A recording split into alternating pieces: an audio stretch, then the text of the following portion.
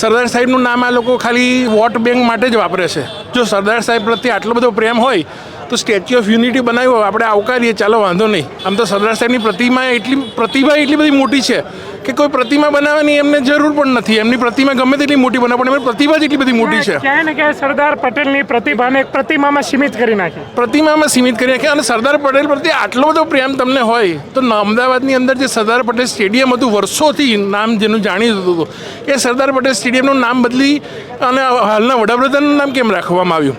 આ વડાપ્રધાન 2014થી જ્યારે સત્તામાં બેઠા છે ત્યારથી સરદાર સાહેબનું જે ઓડિટોરિયમ છે અમદાવાદ ખાતે, જે કેન્દ્ર સરકાર એને વર્ષોથી કરોડોની ગ્રાન્ટ આપતી હતી, એ ગ્રાન્ટ આ સરકારે કેટલી આપી જાહેર કરે જાણવા મળ્યા મુજબ તો 1 રૂપિયો પણ ગ્રાન્ટ નથી આપતી. એટલે સરદાર સાહેબનું નામ ખાલી ને ખાલી માત્ર આ લોકો વોટ બેંકમાં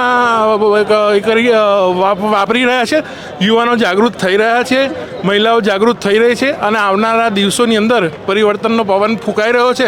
આજે પણ તમે જોઈ શકો છો એમ આ લોકો ઘણું બધું દબાવવાની કોશિશ કરી રહ્યા છે સામાન્ય માણસને, સામાન્ય નાગરિકને. અને એ લોકો એટલી બધી ઉલઝનની અંદર નાખી રહ્યા છે કે સામાન્ય માણસ પોતાનો અવાજ ઉઠાવી નથી શકતો. અને ત્યારે આ પ્રદેશ કોંગ્રેસ નેતૃત્વએ જે આ પણ પ્રોગ્રામ કરી રહી છે કાર્યક્રમ જન આક્રોશ યાત્રાનો, એ ખરેખર પ્રશંસનીય છે. અને હજુ આવનારા દિવસોની અંદર આવા ને આવા વધારે કાર્યક્રમો થતા રહે